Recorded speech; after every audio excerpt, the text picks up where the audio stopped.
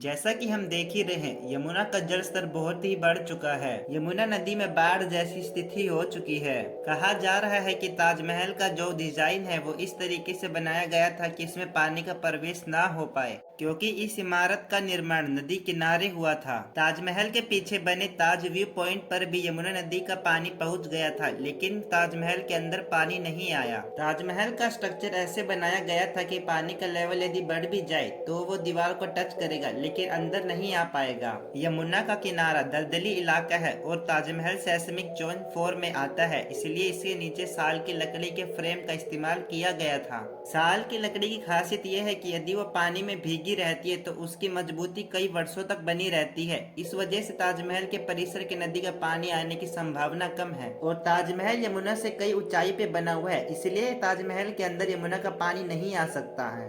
Fact number 2, हम सब ये तो जानते हैं कि पृथ्वी हमेशा अपने अक्ष और सूर्य के चारों ओर घूमती रहती है, लेकिन क्या आप जानते हैं कि पृथ्वी की घूमने की स्पीड कितनी है?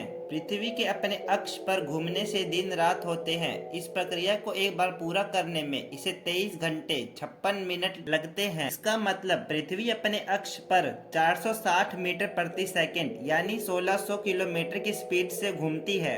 बताया जाता है कि इतनी देर में पृथ्वी 40,075 किलोमीटर जितनी दूरी तय करती है। वहीं सूर्य के चारों ओर एक चक्कर लगाने में पृथ्वी को 365 दिन 6 घंटे और 9 मिनट लगते हैं।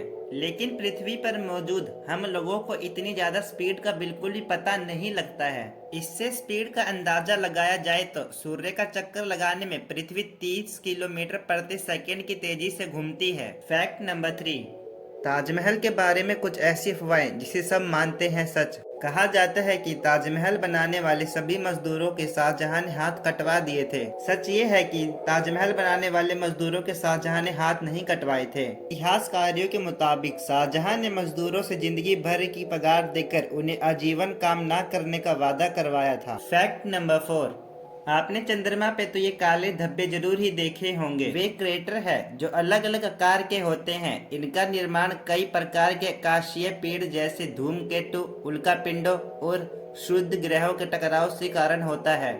चांद पर वायुमंडल नहीं है, इसलिए चांद पर अक्सर उल्कापिंडों की टकरार होती रहती है और इस वजह से विशालकाय से लेकर छोटे छोटे क्रेटर बनते हैं। जब यह चंद्रमा से टकराते हैं तो वहां पर होल बन जाता है। यदि आप चंद्रमा को ध्यान से देखेंगे तो उसके अंदर सारे काले धब्बे नजर आएंगे। यही क्रेटर पृथ्वी से काले धब्बे या दाग की तरह दिखते हैं।